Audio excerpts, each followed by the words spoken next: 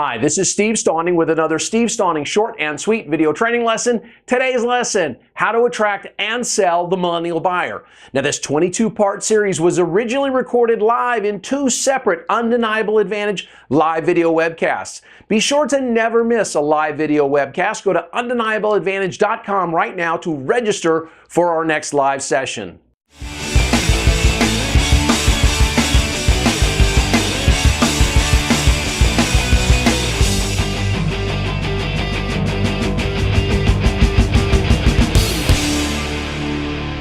All right, let's talk about what we're going to cover today.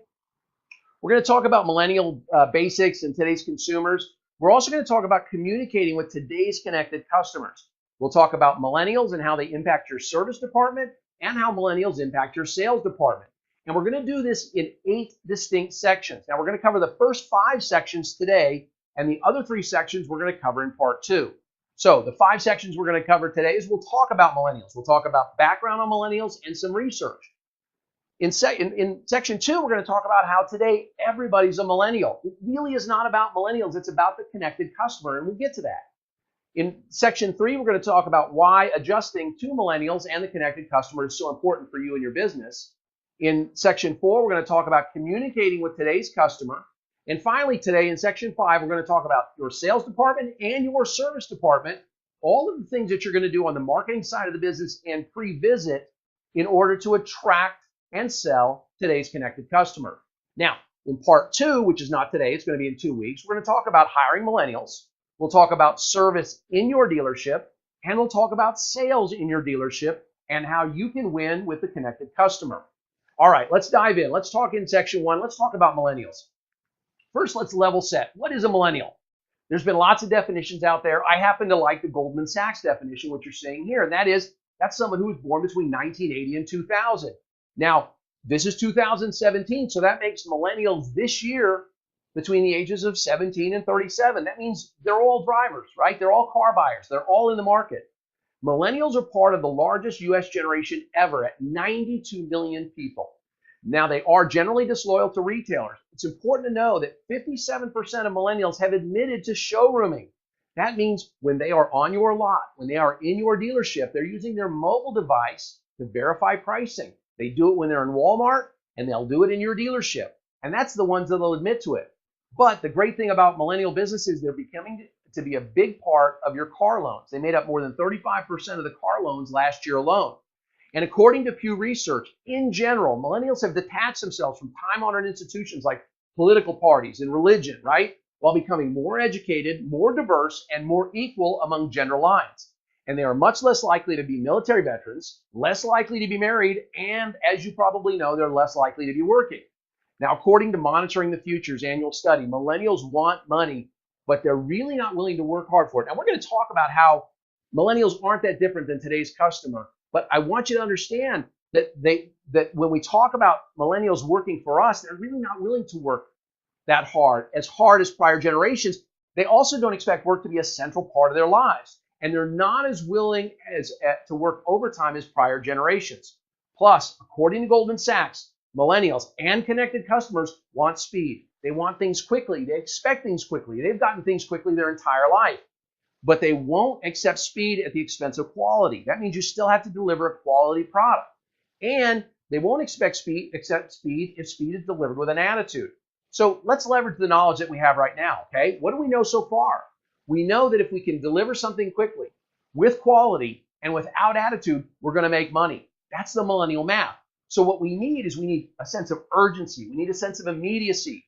We also need to have a sense of excellence in what we provide on the sales and service side of our business. And we need a sense of eagerness in both sales and service, meaning we have to be eager to help the millennial. So honestly ask yourself this. When you look at your business, when you look in your service drive, when you look at your salespeople, when you look at your internet department or your BDC, and you see that group working in there, are we always eager to provide perfection in the most efficient manner possible? See, that's what the connected customer wants today. That's what millennials want. But guess what? It's not just millennials who want this. Let's jump into section 2. Today, everybody's a millennial. It's important to understand this. See, I was at an OEM's training in 2015, and they had a millennial teaching a bunch of dealer principals about the millennial buyer. And the dealer principals were furiously writing stuff down because this millennial was an expert on millennials because he was a millennial. He was wearing sandals, in fact, as I recall. And in the middle of his speech, he was telling the dealer principals that the millennial car buyer, she wants all the information so that she can make an informed decision before she buys a car from you. And the dealer principals were furiously writing this down. Oh my goodness, I thought, wow, what a revelation. You mean the millennials want all the information so they can make an informed decision before they buy a car? That's what she wants. Somehow he doesn't want this? Well, are you crazy? Millennial studies are stupid. I want you to understand that. The answer on all millennial studies is because they can. Of course she wants all the information so that she can make an informed decision before she buys a car at your dealership. Because she can get that. Had you asked my grandmother in 1942, hey, Louise, do you want all the information so you can make an informed decision before you buy a car? She would have said, sure, right? But there was no information back then. Information is plentiful today. That's why they want it. So let's understand, it's not about the generation. It's about the technology, and it's about the availability of information. Driving Sales has a great study out there that tells us that 99% of buyers expect a hassle when they start shopping for a car. 99% of buyers. That's pretty much everyone. That's millennials, that's baby boomers, that's Gen Xers. They're the same. See, it's not the millennial buyer anymore. It's the connected buyer. We've got to stop talking about the millennial buyer, okay? Car buyers today all want and all expect the same things. They've already completed their meet and greet. They've already completed their needs analysis. They've already completed their vehicle selection and their feature presentation. They've done all of these things before they ever step foot on your lot. Now they need someone to sell them a car. They already know what they want. Let's look at some quick stats to prove this out. According to AutoTrader, in 2015, 71% of used car buyers purchased the vehicle they intended, and 77% of new car buyers purchased the vehicle they intended. I sold my first car in 1985. 30 years later, these are the stats. In 1985, nobody bought the car they intended. We flipped everybody, right? This is because Google tells us that these people, before they came to your lot, they've already looked at 24 or more different sources of information. They spent over 19 hours doing online research before they ever stepped on your lot.